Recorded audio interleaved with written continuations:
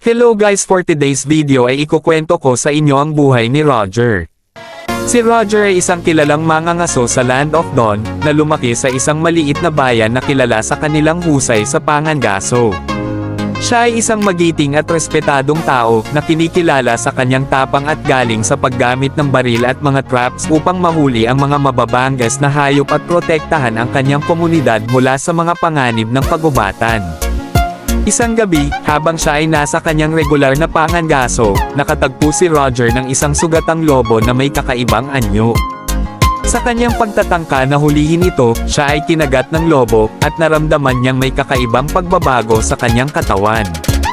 Ang sugat mula sa kagat ng lobo ay nagdulot sa kanya ng isang sumpa. Siya ay naging isang werewolf, isang nilalang na nagbabago mula tao patungong mabangis na lobo tuwing gabi.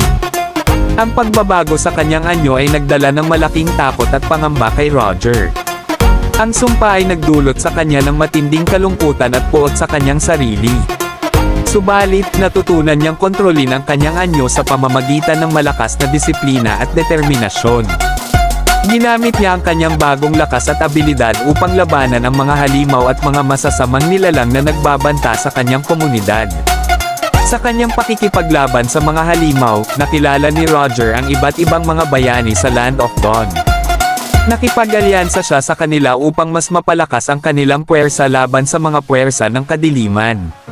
Sa kabila ng kanyang sumpa, ipinakita ni Roger ang kanyang tapang at dedikasyon na protektahan ang mga inosente at labanan ang kasamaan.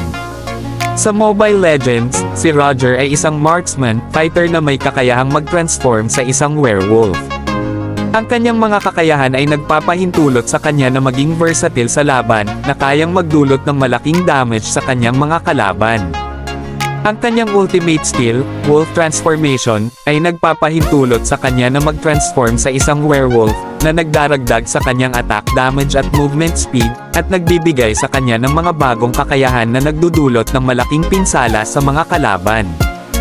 Ang kwento ni Roger ay isang inspirasyon ng tapang at determinasyon sa harap ng matinding pagsubok.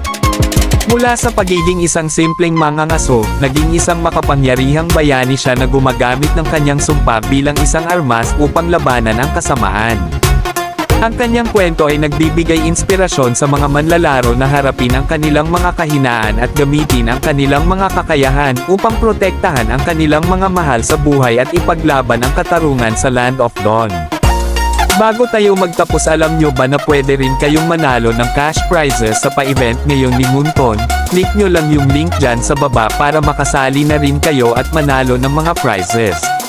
Sana ay nagustuhan nyo ang ating kwento for today's video, at kung gusto nyo pa ng mga ganitong content ay pwede mong i-click ang follow button at like and share mo na din itong video natin. Maraming salamat mga idolo.